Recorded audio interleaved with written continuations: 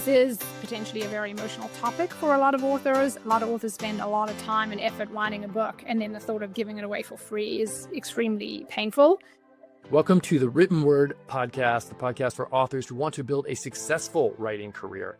I am Farrell Vernon, and I'm here with Ricky Wollman, and this is the Written Word Media Pod. Today's episode, we are talking about the power of free promotion. Hey, Ricky, how you doing? Great. How are you doing today? I'm amazing. I was excited when we decided we were going to do this because I had so much on my mind when I got back from New Orleans, and I really thought this was like something that we needed to talk about and like share with all the authors out there. Yeah, I agree. I'm really excited to chat about it. It sounds like you had a wide variety of responses from authors, and very interested to dive into it and talk about how people feel about giving away their books for free. Yeah. Okay. So the backstory, I was in New Orleans. I gave a talk on free promotions at the Future of Publishing conference. Shout out to Russell and Monica, who put on a great conference, for hosting us.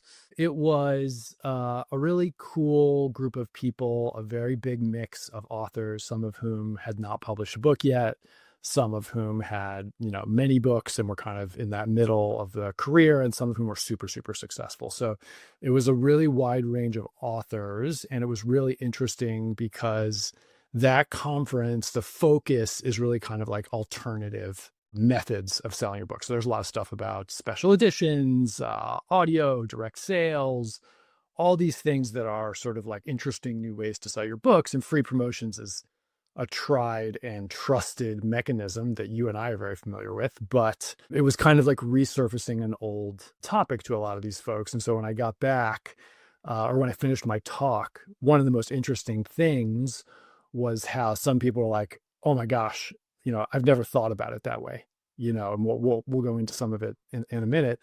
And then there were some people that were kind of like, "Oh, I've been doing this for years. It works great." So it was really two very different opinions. I think we can kind of dive into where that comes from, but that was one of my big takeaways. Yeah. And I think you're right. Like, that conference that you go to tends to be on the cutting edge of all the new techniques and marketing tools that authors are using. And that's very cool. And it's really important to stay on top of what's going on. But it's also important not to forget the stuff that has always worked.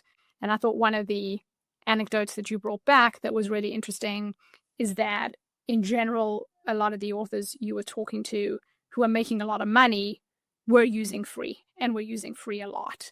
And a lot of the authors who were struggling to make money were trying a lot of the kind of new cutting edge marketing tools, but didn't have free in their toolkit.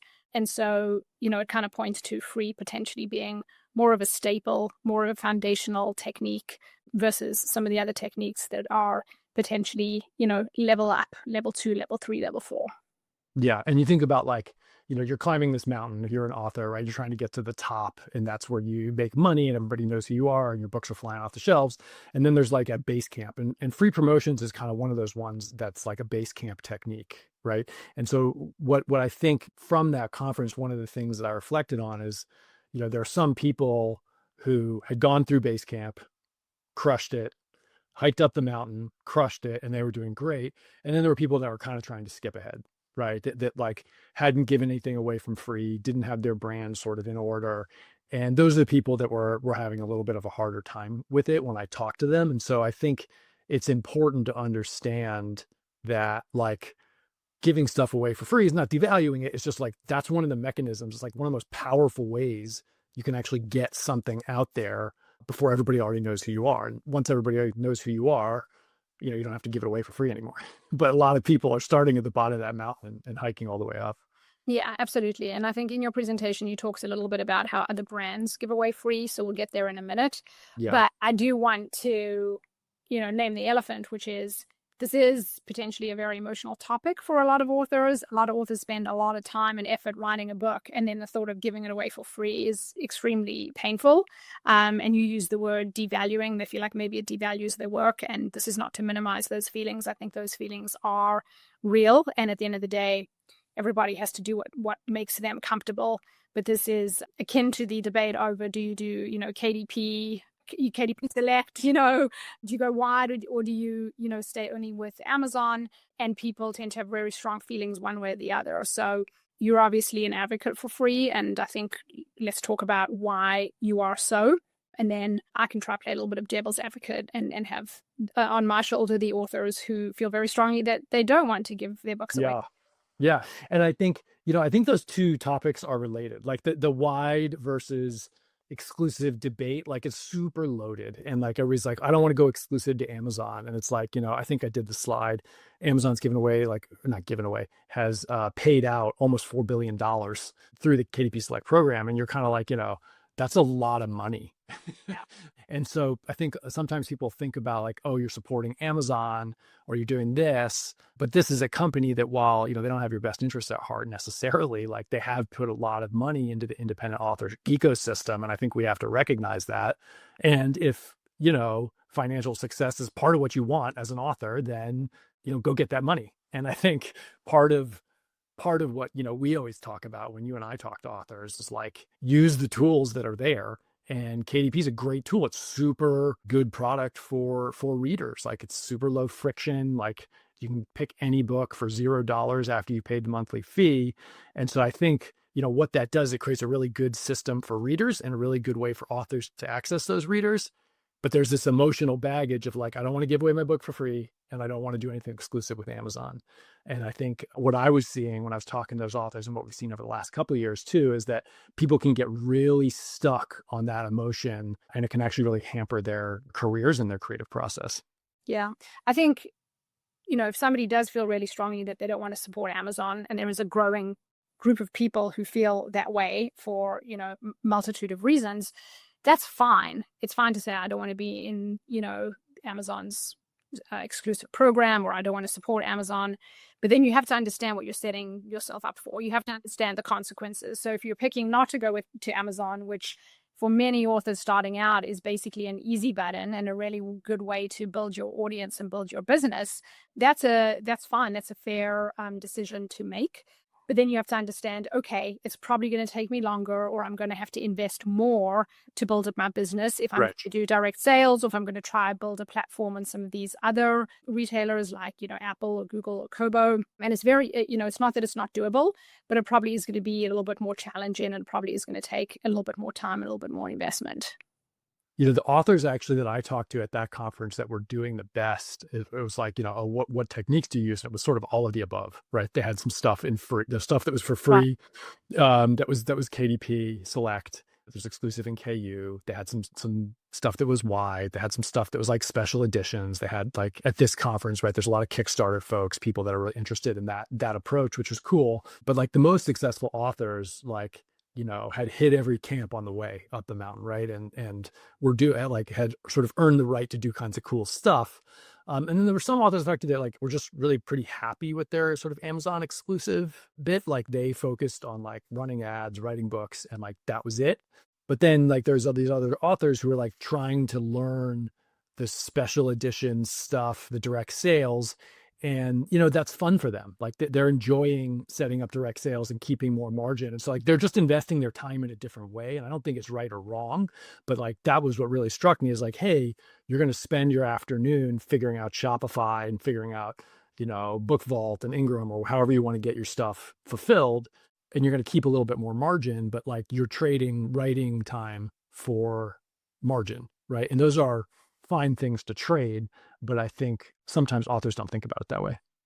Yeah, I think it also comes down to what your goals are as an author. I'd have to do a whole session on goals at some point, but if your goal is to have fun, and doing special editions is fun, and doing Kickstarters is fun for you, then you're doing exactly the right thing by spending your time there. I think where it gets a little trickier is if your goal is to make money, then you have to make some really hard decisions about where you want to spend your time. And, a fair amount, I would say more than half of the authors that we work with or who use the Written Word Media products, their goal is to make money. Their goal is to be able to write full time and to quit their jobs and to be a full-time writer. And a lot of them are doing that. And it's so cool to see and so impressive. But that if that is your goal, the easiest way to get there is by starting with using free promotion. And Amazon, being in the Amazon KDP Select program, makes that very easy because it allows you to have 5 free days every quarter where you can make your book free. The other option is to make your book permanently free, or what people call perma-free. Then you can be wide on all of these retailers. But at the end of the day, having at least one title free or having book one in the series free is, from what we have seen, and we've been doing this, 10 years now, Yeah, almost 11. one of the most proven ways to actually building your author business and getting to that goal of making money and doing this full time. Yeah.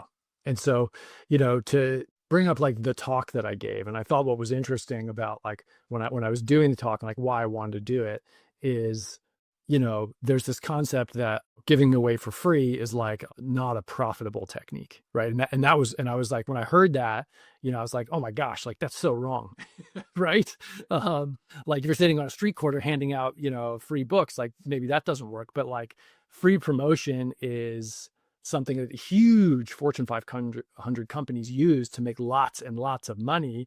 And I was thinking like, hey, let's get that information in front of these authors, many of whom are, entrepreneurs, solopreneurs, whatever you want to call them. And let's show them they can use these techniques to be really, really successful. And so that was like the impetus behind wanting to do that specific talk to that specific audience. And I thought it was a lot of fun. Yeah. And I can't share my screen right now. Maybe you can, but there was a slide that you had with a lot of numbers on it, like a lot of numbers, which is a little intimidating. But maybe you can bring that slide up and we can walk through it a little bit in terms of how does the math actually work? Because I get why it feels counterintuitive. If you're giving away something for free, how on earth are you making money? And as you bring that up, I'll talk about the one really easy way, which is if you are in KDP Select and you do use one of those 5 free days, because your book is in KU and in the KDP Select program, on those 5 days when your book is free, if any reader who downloads your book on those free days, you still get paid out for the KU reads. So we see that quite a lot. Some of our audience on, Free Booksy is our free newsletter that promotes free books. And, some percentage of readers on there are in KU. So when they grab a book for free from an author, although technically they're getting the book for free, as they read it, those authors are getting paid out on the page reads. So that's one very simple way, and not what you were talking about specifically, but I do want to highlight that because I think sometimes authors forget that if they are in KU and they run a free promo, that you actually still do get your KU payouts. And when you run a free promo, you tend to see your KMP reads going up because more people have grabbed that book because you're putting promotion behind it. Yeah. So this is the slide I think you were talking about, right? The with a lot of numbers. Yeah. And for those people, who are listening on audio, what we have in front of us is a slide that has 2 columns, a 99-cent promotion and a free promotion, and then a bunch of different rows with different metrics from each of those promos. So we'll run through them from, we'll kind of touch on what the pertinent stats are here. So yeah, so Farrell, walk me through this. Yeah. So, okay. So what we did, and we're using some hypothetical numbers here, but they are based in the reality of our business and what we see, right? And so what you see is the 2 most common price points, the thing that readers like the most, are free and 99 cents, right?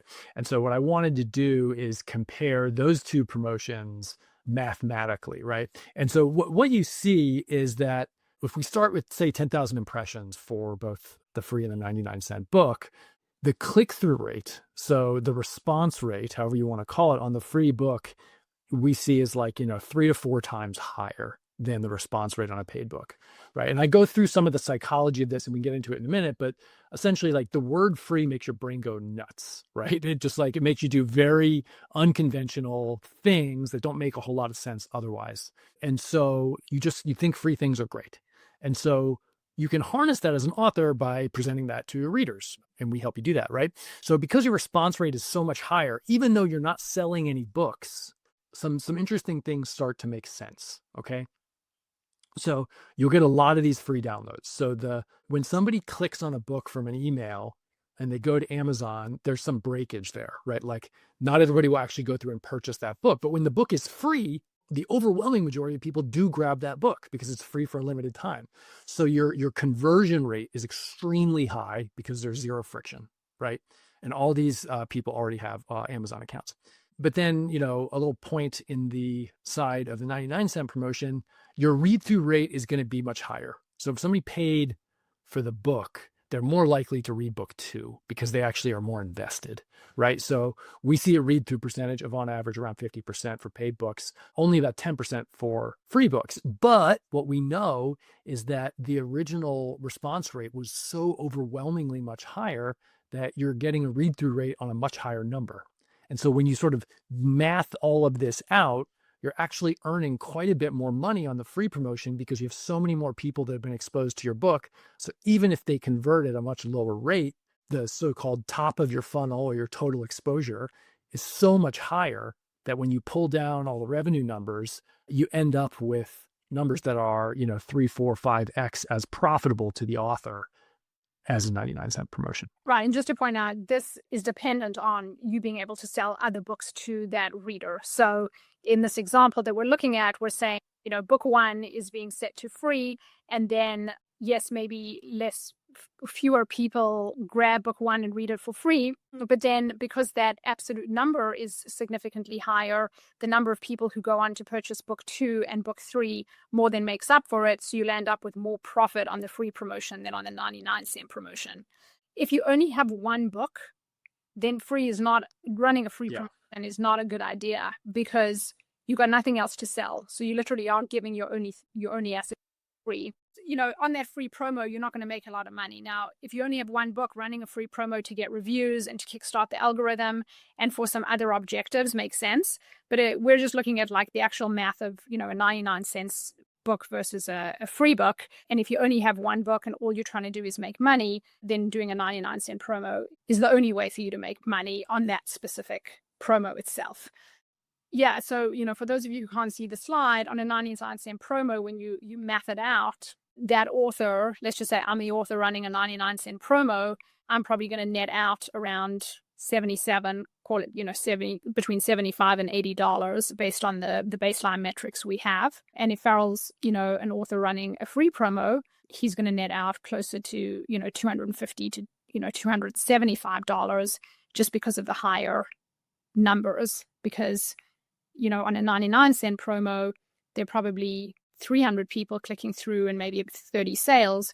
But on a free promo, you're probably getting closer to 1,000 clicks, and then 800 people are going and grabbing that first book. And then because those numbers are so much bigger at the beginning, as you go down the funnel into book 2 and book 3, you start making a lot more money. Yeah. And I think like one of the things that people also don't always appreciate is like the value of a free promotion and the impact of that super big response rate at the beginning is like, that's a greater opportunity to get those first reviews for a debut book, right? Or to teach the retailer algorithm about your book and like what else it can do. And so I think there's a lot of value in running these free promotions when you're just getting started out. But like, as you pointed out, it's not always going to be profitable if you only have one book. And something else I hit on in the presentation is, it's also not profitable for things that have cost. So this is all for ebooks, right? But if you have a physical book, running a free promotion for a physical book is not going to have the same returns because you're outlaying a lot more cash to get that done. And so I think, that is just something everybody needs to keep in mind. Yeah, absolutely. So let's talk a little bit about how other brands leverage free, because I think one of the objections that authors have is that offering their product for free devalues the product itself. And I think in your presentation, you talked a lot about how major brands that have huge brand cachet utilize free and free trials to convert customers, and it doesn't do any damage to the brand itself. And maybe we can go to that slide. I think you have Apple and some of the, the bigger software. Yeah. So like, when I was doing research for this, I was, it actually wasn't very hard. I like set aside all this time in the evening, I got a fresh cup of tea and I was like, okay, where are all these big companies giving away for stuff free? It took me like 10 minutes. Like major companies are, these are like, some of these are like Fortune 10, right? Some of the biggest companies on earth, most successful companies on earth, they use free all the time, right? And like, Gmail, I think is maybe my favorite example because like Gmail costs you nothing, right? It's an email service. And yes, you have to watch ads, but like it's totally free and they can market free. And because they can sign up so many people, it gives them these other opportunities. Even a company like Apple, who, is absolutely on the luxury end of things like high price computers, high price phones, high quality stuff from like all over, in order to get people to use a digital product, which is Apple TV, they give away a free trial. Right. So I think it's really important, like a company that like their whole brand and value proposition is on like super high quality, super expensive goods. Even they are using free to sell a digital product. Apple's the one that really jumped out at me because I think if you were to ask me like give me off the top of your head one of the most valuable brands, the two that jump to mind for me are Apple and Nike. But I think Apple is one of the ones that would come to mind for most people. And then to see it on your slide of big companies using free, and you're exactly right, for Apple TV they send people with a free trial, like try it out. And when you're running free promo on book one, it's exactly the same thing. You're like, hey, I'm an author, try me out and try out book one, and then they're hoping you're gonna that you're going to pay for book two and book three.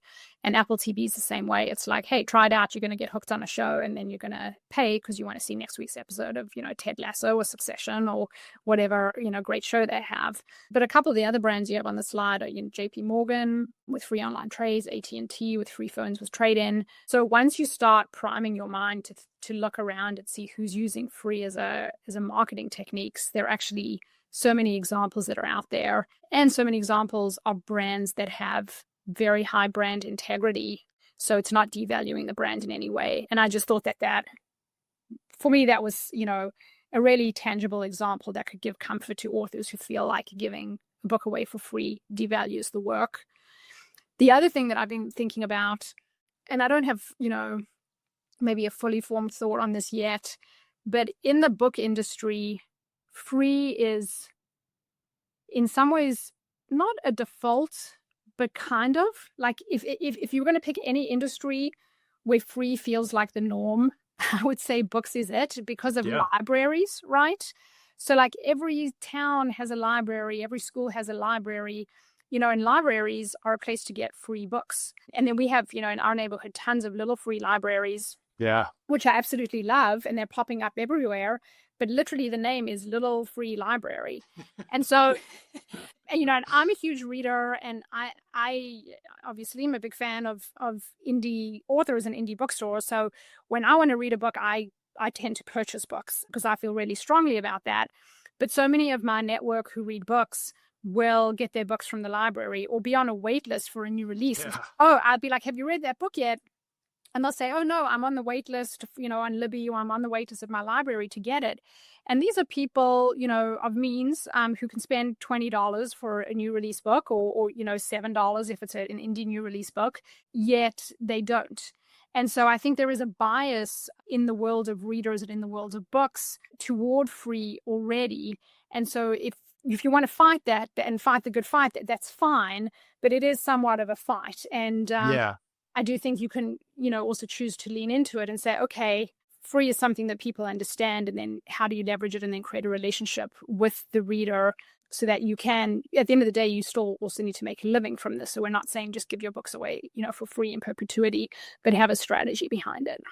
Yeah, that's such a great point because like libraries, like what other industry are there literal physical buildings in your neighborhood giving away free stuff? Right? Like that doesn't exist for cars, doesn't exist for really clothes, right? Like even if you go to like a thrift shop, you're still spending a few dollars. But books, there's like this huge building in almost every place in America where you can walk in and walk out with 10 books and pay $0, right? So like that's the environment that you live in as a writer, right? Is like that's what you're competing with. So I think it's a really interesting point that it's like, hey, if you want to tell people like the library is better than my book, then you can do that, but that's a tough hill to climb.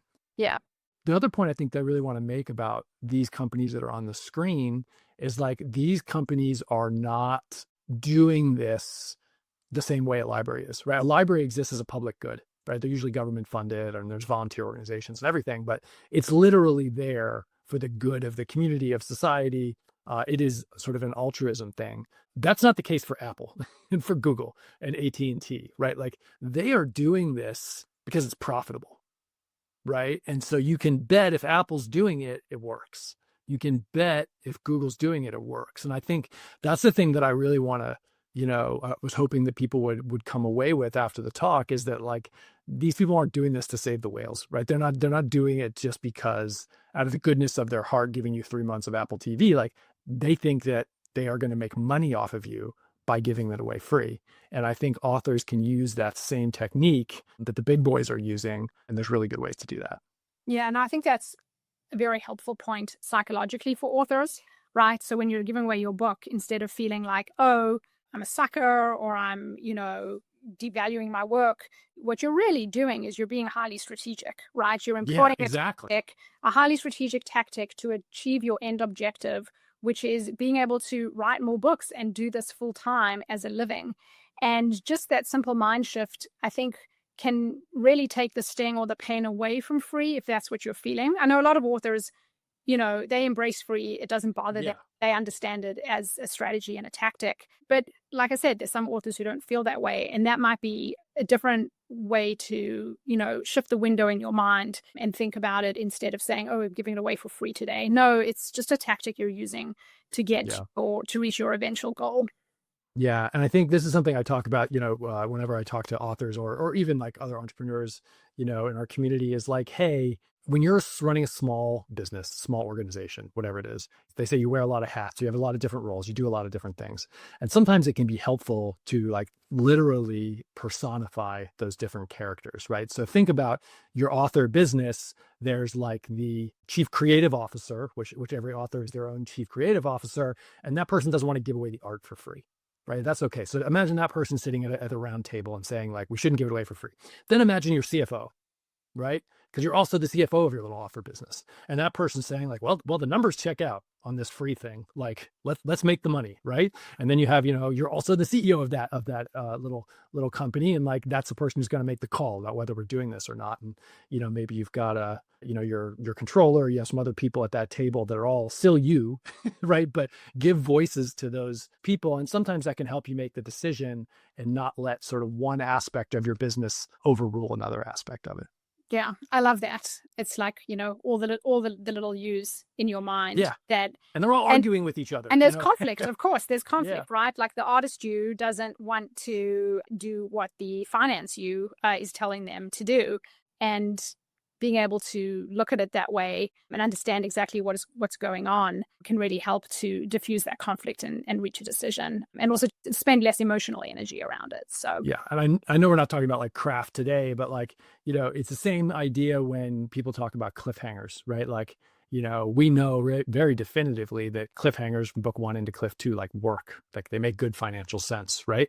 But maybe you don't want to write that because you don't feel like doing that to your reader. And so, again, you imagine your little conference table, right? And your CFO is like, hey, this checks out. Like, let's sell book 2, And then maybe your, HR person is like, well, I don't know if that's fair or if that's the right thing to do. And everybody makes their own decisions at that table, right? But I think it's helpful to sketch that out for yourself and realize like which version of you is actually making the call. Yeah, super helpful. I think as we're getting to time and wrapping up, that's probably a good place to stop. And whoever's listening to this, when you turn the podcast off, spend 5 minutes and try to see who are all the mini yous, who are the people at your arguments table? About these different things, and it might help you, give you some clarity as to some of the things that you're feeling. So before we wrap, anything we didn't cover, Farrell, on your talk around the power of free? Any other like important takeaways or insights that you have around this? No, I think we hit the big parts, and this was great talking about this. I also like, talking about it in person was great. Talking about it on the podcast is always really important. So, folks that can't travel can kind of hear these things. But I think, the big takeaway that I sort of ended the talk with is like free is profitable. It does work. It's your call to make. And if you do make the call, like Whitmore Media can help you. And so we do have free promotion stuff. We have stuff for wide authors and all that. But I think, what I would love to end with is just asking the community, like, what do you all think? And is there anything that we missed here? And maybe we'll do a follow-up show on that. Yeah, send in your comments and questions. We can do a follow-up on all the feedback that we get. That would be kind of fun. Well, awesome. This has been really cool, really fun, and look forward to doing it again next week. All right. Talk to you. Thanks everyone for joining us. Bye, y'all.